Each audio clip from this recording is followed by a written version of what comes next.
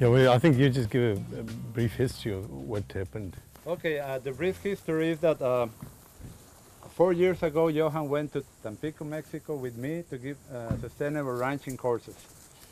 And he told me about the Machona cattle, that they were the best for a subtropical environment because they were the highest productive per acre of wean calf, and pounds of wean calf per acre on research done in Zimbabwe against all other breeds. So we contacted, he told me about a guy in New Mexico that had this Machona herd. He brought us embryo in 1995, I think. So fast forward 4 years later, I end up working here 3 years later, and the owner asked me which breed would I recommend for this subtropical environment. So I told him the Machonas, which by the way, they were selling the whole herd last year. So he told me to go and buy it. Greg Judy was with me, and we both went there, and we chose the best cows and 10 bulls. We got 163 cows and 10 bulls, and they came from northeastern New Mexico to Florida in April 2012. 65 of them were pregnant, but here at the first we had a 90% pregnancy rate. So that's very good considering that Florida has a 55% average pregnancy rate. That was a dry summer too. It was a dry summer. We got half the rainfall that we would usually have. And well, that's the grazing part. But these cattle have adapted very well. I really like working with them. They are high relative intake, resistant to heat, humidity, and they don't have hoof rot. So that's it. This is not a high fertility ranch here. This is we started here with a 0.5% organic matter, cadmium exchange capacity 3 to 8. That's very low. Sandy soils and low in everything. So that's how we started. But now it's getting very, very good. Okay. Well, I'm feeling very homesick now because these cattle come from home and I feel very home here. But what you see about them is they have an affinity for man as well. I don't know about all breeds, but that's what I've come accustomed to. They have an affinity for man. And I think it's because of centuries of dependence on man as well. You know, how they've, in a tribal situation where they've been protected against predators, they've been corralled at night, they're used for pulling ox wagons, they're used for pulling plows, and then they have a very short grazing period. So what we have here are the survivors of all those tropical diseases and parasites. We all have survivors of very limited period of grazing and, in a certain degree, mismanagement. So what we have here are the survivors. And you can see it very clearly in their body condition. And these heifers now are ready to breed. They're not heavy, but relative to their size, they reach a large part of the mature size already. So one has to be careful not to look at size and not look at in the context of frame size. In other words, not weight, it has to be in the context of frame size. Very important, maturity rate. So these animals are physiologically very early maturing. They put on body condition, as you can see, and they're sexually very early maturing as well. Extremely productive cattle. And I have no doubt that when people eventually realize the importance of these cattle in places like the United States here, where you do have summer heat adaptation problems, these animals are ideal. Remember, they have no zebu blood in them. So they're all Bostara stop cattle. So they don't have the negatives of the zebu. So they can only be positive in any combination. And where I see them, their value is in composite breeding. Crossbreeding and particularly in composite breeding. We talk about, I hear a lot about black cattle in America not being heat adapted. We know that black absorbs more heat, but these animals come from the tropics. They'll be grazing out in the sun, no problem. Look at their shiny coat. That is how they reflect the heat. Is by this shiny sheen type coat that you see on them.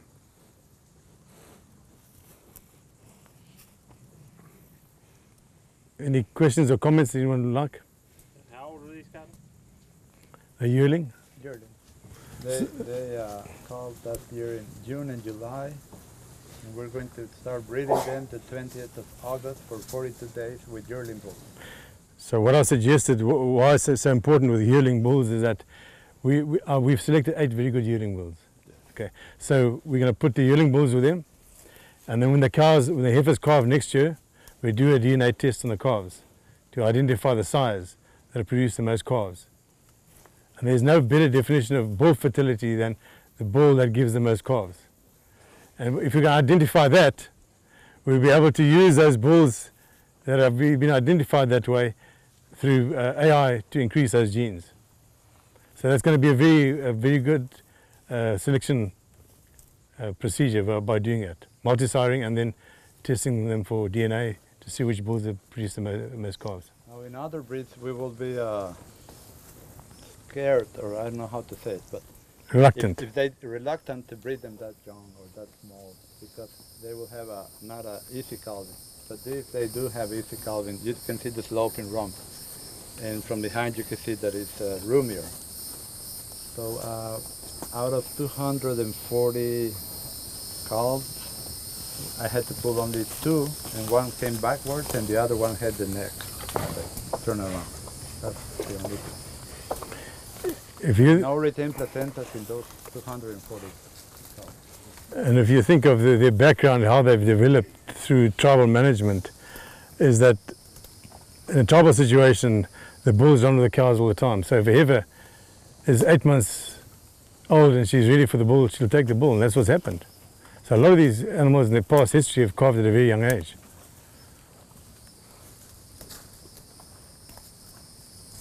Do you use any parasite control? No, sir. No deworming? No, never ever. No fly spray? No nothing? No. But to keep the flies, the horn flies, that has been a problem, mostly in the bulls. We have a cow back. It's a vacuum machine where you pass them through and it vacuums the flies off. Yeah, it works. We have it. But you have to do it every day. So we use the bulls as magnets or bait, downwind of the cows, and they get full of flies, so we only do the bulls and we get the horn flies from the cows. Testosterone attracts the horn fly. If we use any chemical on them, we will kill the dung beetle, and the dung beetle makes up for another at least 20-some% of the increase in production if you have the dung beetle than if you don't have it. Where do you get the dung beetles? They came when we didn't use any chemical. They just showed up. Yes, sir. And the makers conditions, they all come down?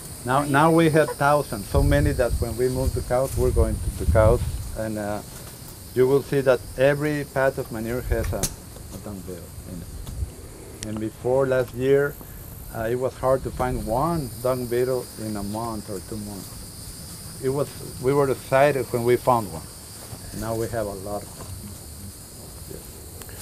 Yeah, nature is extremely resilient if you think about it, in terms of grass seed as well. Once you start managing correctly, a lot of grasses come up and legumes come up that weren't apparent prior to that. So if we make conditions conducive to that, they will come back. But what I also like to say about these cattle, in southern Africa at least, they are considered to be unimproved cattle, unimproved breeds. By the majority of cattle breeders and particularly stud breeders. Now the irony of this is that we have to use these cattle to improve the unimproved breeds. And we'll discuss that later. To improve the improved. Sorry, to improve the improved breeds. Yeah, they call them improved, but they are the ones that have the problems. These are mainly problem-free. And if you want to have like 1,000 cows per unit of labor, you need easy care cow. And you can see how they respond to management, to handling. I mean, it's... Of course, I use a low stress, Good Williams style. We don't yell at them, feed them, or we just take it easy. We have a butt box. They are handled. The other thing that's important to understand as well is that I'm going to talk about hormonal balance later and selecting for fertility. If you go into a heifer herd like this, the man hasn't been born who can select them in terms of fertility. No one can do that. There might be 1 or 2 odd cases where you have a sterile heifer or one that looks very fertile. But generally speaking, it's impossible for anyone to classify them in terms of fertility from number 1 to 100, if you have 100 heifers. But by putting him to the bull at a young age and multi-siring, we're automatically selecting for higher fertility. So the bull is going to tell you which are the most fertile heifers. And after we've done that, between the first and second calving, we look at the intercalving period, adjust it for environmental effects, or the period from calving to first cycle, adjust it for environmental effects, and then we can classify our heifers at 2 years or 3 years of age in terms of fertility, from the highest, most fertile to the least fertile, even though they might have had a 100% calving rate. Good. And that identifies a genetic fertility. And that is a major breakthrough to be able to do that. Then you can improve in fertility, which everyone says that it's not heritable. It is. And he will explain. Well, the question I ask is, if people say fertility is lowly heritable, I say, explain to me how a survival trait like fertility can be lowly heritable. It's impossible. And all the components of fertility, hormonal balance and body condition, are highly heritable. The problem with measuring fertility, that is where the problem is. So the criteria they use conventionally don't reflect genetic variation. They reflect more environmental variation. So what you're measuring is more to do with environment. When the cow calved, what conditions it calved under, as opposed to genetic variation. But by us doing a corrections for intercalving period and postpartum analysis period from calving to first cycle, we take out the environment, and that variation that's left is highly genetically discerning. And if you do that, selection for fertility is extremely high. When I go into a herd like this, it's the manure.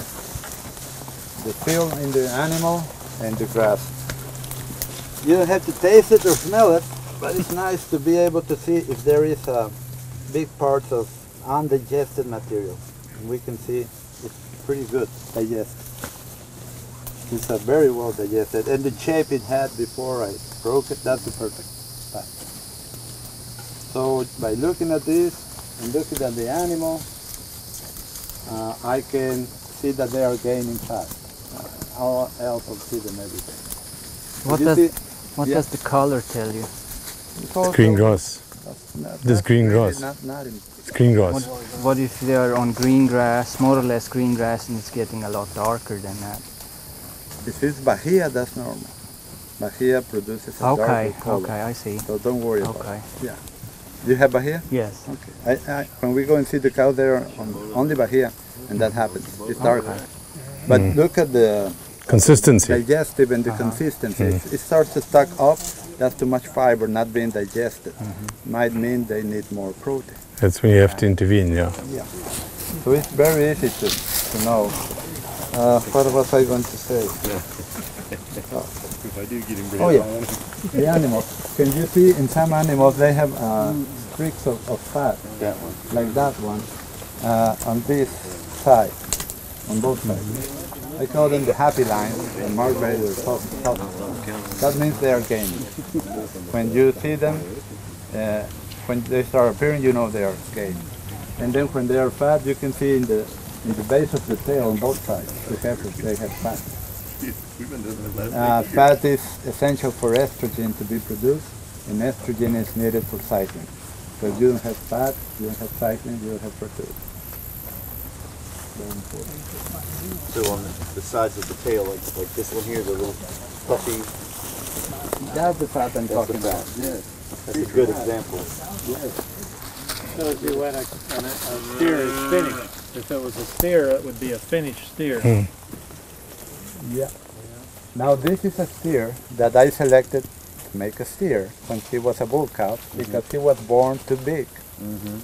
And see the correlation that Johann said, that when you select for correct frame and 8-in-5 package, you select for good or normal birth weight. He was born too big and he's the tallest of them all. Normally, I made a mental note because he had to be steered. Because normally if we select only for size or for weight, he will be number one. He's the largest. Right. But his number's the worst one. So he's not His finished. It body will take a condition long isn't time to good. finish, and he's always in low body condition. Yeah. We have another one there, number 2. If you see him, he's the same shape. Are they on minerals? Yes, the minerals are over there. The cafeteria free choice. Yeah. They started to eat some minerals after 5 months that they didn't eat anything. They started eating them like a month ago. Yeah. And the same happened to other people around. They told me. It's Is strange. it the season or the rain? Maybe it's all the rain. But for 5 months or 4 months they didn't eat anything, not even salt. And now they are eating more. But on the average per year it's very cheap. It's the cheapest program. You see this one, she's short and long, meaning she's mature, early mature. How were these developed? What? Well, we just brought them from New Mexico and we had a drought year last year. I mean the breed itself, Michona. It's all natural. Well, it comes from Zimbabwe. Native. It's a native breed in Zimbabwe, like a Thule is also from Zimbabwe. Oh, okay. The difference between the Thule and the Mashona is the Mashona was developed on, originated on very high rainfall, leached granite soils, extremely acid soils, high fiber grazing. And through natural selection and through the tribal management, the animals that survived are what we have now. But the difference is that in 1940s, a couple of white commercial ranchers went out in the tribal areas and they just collected all these cattle. And remember at that time, the fashion was European breeds. They could hardly survive in our environment. So they were very far-sighted in doing that. And what they've done is, which is the difference between the Mashona and Thule, which is indigenous to Zimbabwe, as opposed to the Nguni, which is indigenous to South Africa. Similar type animals. That the commercial ranches in Zimbabwe made them commercially acceptable. In terms of the color, dehorned, they breed them for polled, they breed them for good milk production, and they also breed for meat to bone ratio. So that's basically what it is. So we've just refined that a little bit. But basically they're still an unimproved breed in the sense that a man hasn't tinkered enough with their genetic code to make them improved and high nutrient requirements. So they still have a very low nutrient requirement to be productive. So that is why I say we require these cattle to improve our improved breeds. Luckily we do have them. Or to improve this environment, the soil and the grass, it's better to have animals that can thrive and produce and reproduce on low octane grasses. These tropical grasses back here in Bermuda are low in octane.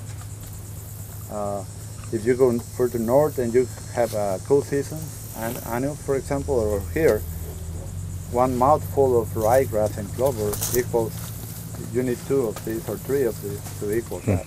And the animal just cannot. And that's why you need higher relative intake cattle. And that's related to frame size, climatic adaptation, parasite disease resistance, and individual appetite. And that is what we have to select for. So to have the highest profit per acre, sustainable, you need cattle that are adapted, small frame, and you can produce more beef at the lower cost per acre than with larger breeds that are not adapted, because then you can call in the best season conductive to better utilization of your forage, which will be summer. That's when we have the most grass. But a breed that is not adapted won't be able to make it. So then you go to winter calving, and then your expenses go up and your carrying capacity goes down. So it's so important. You can double your profit very fast just by changing that. And then you can triple by doing other things, and then go higher by doing some other things that we're going to talk. You see, a lot of people understand climatic adaptation, although I see there's still need for better climatic adaptation in your cattle here. But very few people understand the need for nutritional adaptation. And that's what we're talking about now, high relative intake. In other words, that on low nutritional grazing, animals will still have a high inherent body condition, which allows them to be very fertile and reconceive. That's essential. I met Jimmy a year and a half ago, and he started talking to me about adapted climatic adaptation. And I didn't understand what he meant until July a year ago. We came here and it was a very hot day. We came driving around in a pickup truck and he showed me the 10 bulls. And they had a strip of trees just like this. All 10 bulls were out there laying and chewing their cud or grazing. My cows at home would all be in this strip of shade. every one of them. That's when I understood adaptive breeds. I didn't understand what he was talking about until I saw that with my own eyes. They love the heat. So do I. So do I. I have a problem with your cold here. I prefer a little air conditioning, but I like the heat better than the extreme cold. Well, as far as that goes, there'd be a lot fewer people in Florida if there wouldn't be this little thing called air conditioning. So some of us may love the heat, but we like the AC too. I like it hot, and I do not like it cold. But AC, when after a day of work outside and I take a shower, I want AC. Now these animals here are grazing selectively because we want the highest daily gain, because we want to breed them as yearlings. So this is not the optimum in terms of maximum profit per acre, but we can do it in the growing season like right now because these were born at the correct moment last year. So from being born in June of last year to late August, they have the best grass in the ranch.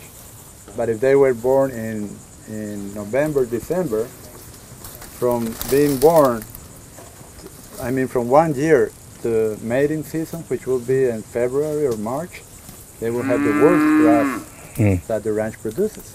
So it's very difficult for them to gain, to be able to breed as yearlings.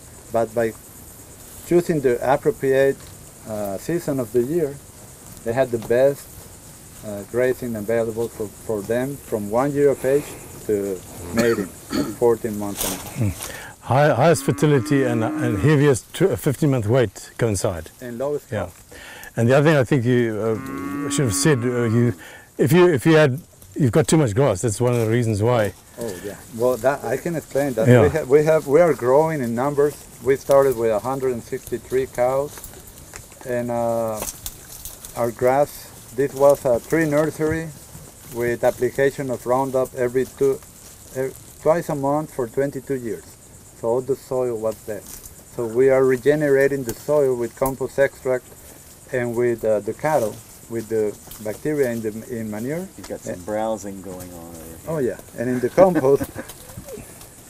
and by doing that, we have increased the production of grasses so much that we are only grazing 1/4 of the ranch right now, and we are stockpiling for winter 3/4 of the ranch. Even by doing this, we have too much grass. So the idea is to buy heifers in this next winter when their prices may go down, I don't know, or we may get better quality heifers like Brangus, and then expose them to the yearling bulls, and the ones that get bred, we keep them, and the ones that don't, we sell as grass-fed pigs. That would be a good way to increase the herd. Yeah. Right now we are at 2 animal units per acre. No, 2 acres per 1 animal unit, and our goal is 2 animal units per acre. So, medium term. Of grass you have? Around 550 since we are developing new. Around 550 or to 600 right now. And since it was a nursery, I guess you have water everywhere. Oh yes, we have water everywhere for drinking, but to irrigate, we only can irrigate like 140 acres approximately. But you're not going to plant any seasonal, winter annual? We did plant on those 140 acres ryegrass, rye, and white clover. And the white clover really did well. We still have some growing right now. So it may be work as a perennial, I don't know, we'll see. But it did very, very well. But you see, even with winter annuals, you can only have like 1 acre per animal in the winter. And in the summer, by doing all this, then we can go to 2 animals per acre without high cost. Irrigation is costly. It is. So if we can do it, the minimum of irrigation. So this year we'll do a lot less irrigation. It was a very dry winter, and I've been studying the weather pattern here in Florida, and 3 out of 10 years are humid enough to grow winter annuals, and the other 7 are dry. So either you don't plant winter annuals or you irrigate, because it's not very reliable. We also got 25 inches of rain last year when the average is 50. But even with that, we achieved all this. So it's not easy, but it's achievable. How many do you have in here? It's 87. On how many acres is it? This is 28. From here to the tree line? 28? I'm not sure. Yes, yes. I have all these, maybe 38, and all that. Those 2 over there. And they cannot fit with this. Right. And the heifers is We use the compost extract. I haven't used it lately, but I will explain that. Compost extract, we do use 1.5 pounds of compost per acre, along with 1 gallon of liquid fish and 1 gallon of molasses. So every year you make your own compost. I wouldn't worry about the color. It's not that deep. I'm not so worried about the color as I am all the other factors. But Jimmy agreed with me that because we're going for a 1/4 animal, that we might not get enough of the slick, short-haired characteristics with the black. No, you will. The black are very, I think the black even better. Really? Yeah, I prefer red color, but the black animals, yeah, extremely good. You see it in the bulls as well, because the majority of the animals are black. That's why. Outside Zimbabwe, it's the largest in the world. And even in Zimbabwe, the herds aren't so big. Most of the herds have been decimated. Well, most of these cows will weigh 1,000 pounds, won't they? No? Yes, yeah. No, they're small frame, but they're heavy. You take that cow there, we saw, we're going to have a look at it now. I'm sure that cow is a very small frame, but she's heavy. Yeah, absolutely. Yeah. I'm trying to breed in a little bit of Those tails that have lost, that's from the cold in New Mexico. Tails. The tails got frostbite, yeah. So we won't have that drop in the heat. No, you should just pay it on a credit card. Yes, sir. 3/4 machona, You know, these cows here, they don't get wormed or any of that. You see how small frame she is? And yet she's very heavy for her size. And look at her body condition. She's always in that body condition. That's how all cattle should look like.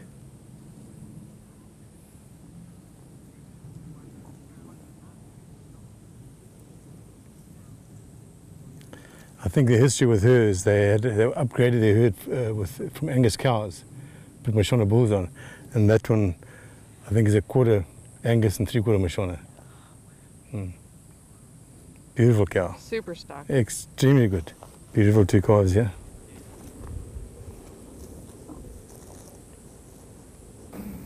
So how many of the Mashona are there left in Zimbabwe?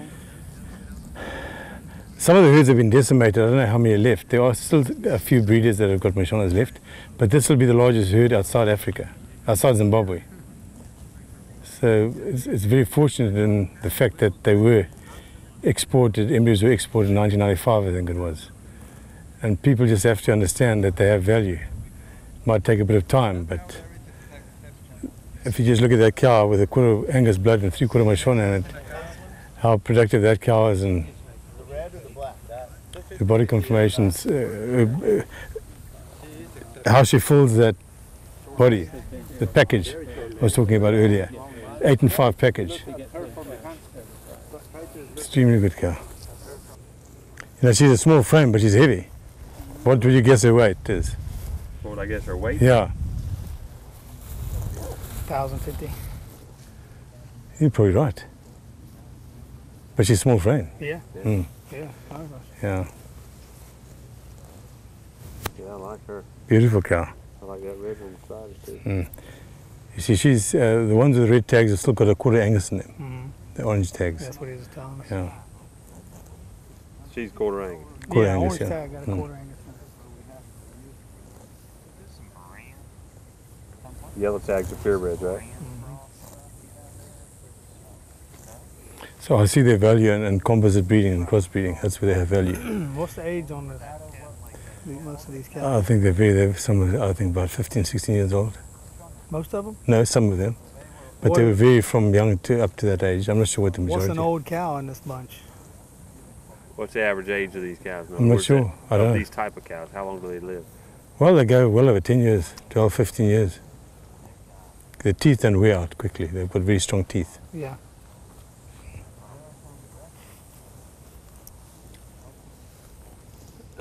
Charlotte book would do all these. They have a lot of calving problems, probably. Well, I don't know if you get. Shall on these? Yeah. No calving problems. Really? No. They would probably regulate the calf size. They Mom would. They do. Yeah. Mm. They've got a lot birth week. Yeah, well, I've seen some photographs of them. They're very, How do they do? well, about 80% of the mother's weight. They're weaning. 80% of the mother? Well, something like that, 3/4, 80%. I could imagine. I've You had get the calves. right type. I mean, you could Yeah. do something with Mm. that. Dana could. Now, what is the similarity to these cattle and Sinopole cattle that are? The Sinopole they haven't developed under the same conditions as these. The Sinopole has African blood in it from way back, but they're not nearly as tick resistant. I've seen it. I've seen it in Is South that the Africa. closest thing to these cattle as far as American cattle? No, I would say probably Wrong. closer to them. I would say your native or adapted native tropical breeds like your Romasigniano, that you get in Central America, Corriente, Corriente, yeah. something like that. But the Corriente hasn't got the body conformation of No. these cattle. Mm. Corriente and Watusi? They Yeah, look like because of the short ears of a Watusi, you know? Yeah, the Watusi is just an African breed with big horns, that's yeah, all. that's it. Mm. You see why I say that our breeders made these commercially acceptable, because there was a small percentage of polled in the breed, and they just breed it in. It's easy to breed in, so most of these are polled cattle.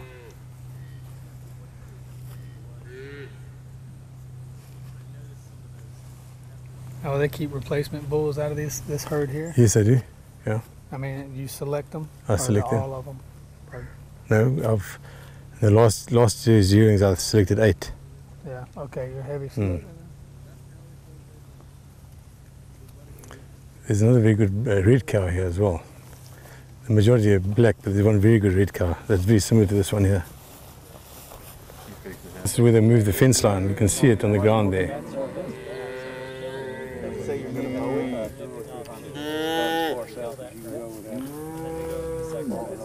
Beautiful cow and calf.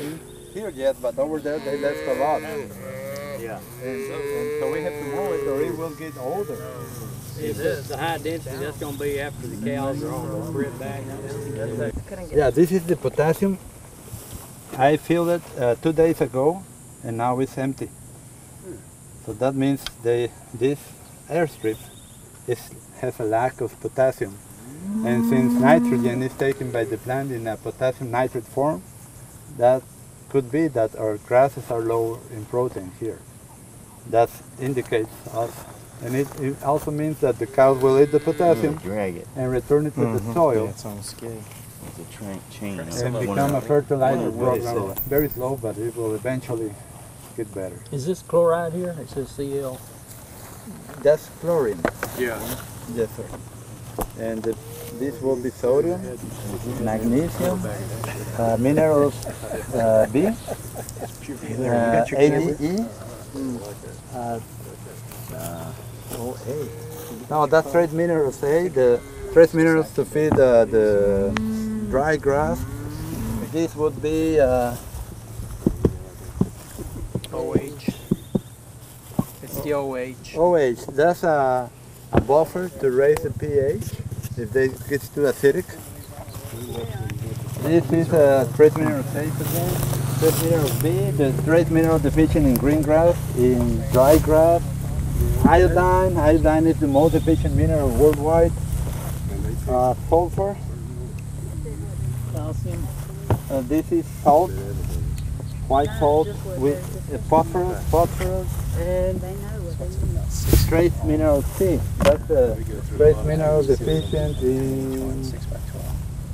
in dry grass. TA is in grains. Yeah. So they can select what they need when they need it. We have to remember that not all animals are created equal. A red cow has 4 times higher requirements of copper than a black cow. That's only in that color. Yeah. There was a question? Why would they need chlorine if they get salt too? I don't know. Mark Bader will be here tomorrow. And explain that. I don't know. I just put it out and keep it sealed, and I see the health improve. Yes, they lost the tails and ears due to the frost, due to the blizzards in New Mexico. It's down to minus 28 with high winds. And, yeah, they're not made for those winters. These cattle are subtropical. They can handle freezes, but not blizzards. So that's mainly what we do. So they're eating potassium when they're here. Yes. Do they eat other minerals when they're in other places? Mainly phosphorus and some of the others, but very small amounts after the first 4 months. The first 4 months they went crazy for phosphorus and sometimes potassium and magnesium. Now they don't. They just here. And for 4 months they didn't eat anything, not even salt. And when we started feeding the corn pools, like the heifers over there, they lowered their consumption down to almost nothing. That means they're getting more out of the grass. The minerals in the grass are becoming available, so they don't need the minerals in the box. That's better. And then when we apply compost extract, they lower their mineral consumption. That means the compost extract is making available the minerals in the soil through the plant. So that's better. For nutrition, that's better. The mineral box is just when you cannot do it better, but there are better ways. And in time, this is a mineral program. This is a fertilizer program. Cows take what is lacking and put it on the land, because a high percentage of it comes out the back end of the cow. Like 80% of the minerals come back to the back end. But if you give a mixture, for example, calcium, phosphorus, magnesium, and all the trace elements, and they didn't need the calcium, but they need more phosphorus to balance the calcium, they won't be able to do it because they have to eat both of them like the calcium phosphate. And they will return to the soil, but it's not lacking. So it doesn't work well. So this is very important. Okay. I like this idea, but I don't have just like 20 cows. And I use kelp and salt mixed together. He can tell you about kelp. He did I an did experiment. kelp and salt, and it was eating me alive compared to the cost of this. How many cattle? 100 head of cow, Yeah. babies and all. Yeah, I mean, it's just too expensive, and the cows aren't getting what they need. They have to overeat. Half with salt? Say it again? Did you fix it half and half with salt? Is that what you used to? No, I use salt and kelp. Oh, okay. I always mix it together. I know you put it out there by itself, they're gonna eat it up. Yeah. Yeah, $50 a bag now. It's too much. I mean, I'd like to do it, and you know, we get high prices for our goods, but I mix it with salt, and I just give them a little bit every day, you know. But my cow health is better, and my cost is half or less. So I'm convinced. I've been using it 1 year. This is all that we use. Any good mineral program is better than nothing. Here they can get what they need when they need it, and they're not forced. Like if a cow needs iodine, she's going to eat kelp. But she's getting a whole bunch of things that she might not want or need. Here they can go get a lick of iodine and done. You know, and it costs pennies compared to a mouthful of kelp. Plus, if you only got a few cows, you only need 1 bag of each. Except what they use the most. You order another bag of that. Yeah, it's really cheap. What does it cost to get it set up with that? $275 for the mineral feeder. But how much per bag? Oh, I mean, it costs you like 500 $25 or a bag or 1,000 to get. They know what cows eat in Florida. They sent me a whole lot of iodine, and I thought, well, I'm not going to need much of that. Well, they know better than I do. Even Cows after want kelp? it. Even after kelp, cows ate a lot of iodine. And with the kelp, he still had a problem with magnesium, no, in the winter. And I now have kelp in the feeder in one compartment for about a month. I decided, okay, let's see again if they want it. They haven't eaten anything significant in a month. So they prefer it the other way. Why? I don't know. I don't really care. I'll let them have it. Well, if you were doing high density grazing, moving it 4 times a day, how often would you move this? Like once a day or something? Yes. Well, no. Actually, every 3 days. I put the ATB here. Because when they have access back, cattle have access back. See, all this is open. All this, they can go back. And when it's dry and not growing, they can go back a long way. So usually 3 days is about I as do far as 3 they go days. back. Yes. I move them in the winter 4 times a day, and every 3 days I move this into water. Okay. In Mexico, they walk a mile to water and minerals, and then they go to on 7-8 times a day. Moves. But if you have good water, a cow, you have to look at the water. If you put the mouth in and starts drinking, you count the swallows. And if it's over 60, you have good water, and they can tank up and go back to graze. If the water is not good, they can smell it. They will lick it and play with it and take 4 or 6 swallows and go out to graze again. And then it has to be very close. But if you fix the water with some chlorine pills, so they can drink a lot, then you don't have to have the water so close. They can walk further. They don't like algae in their water. That's very important. They do not like it. They will not drink adequate water with algae in it. Well, were these about 100 yards apart, or how often did you put water? Too close. They should be laid. Take the middle one out. Really? They're too close, but they just made. Cattle can walk to water, it's not a problem. What's that? They can walk long distances to water, it's not a problem. They could drink water from the lake and grazing here with not a problem. Really?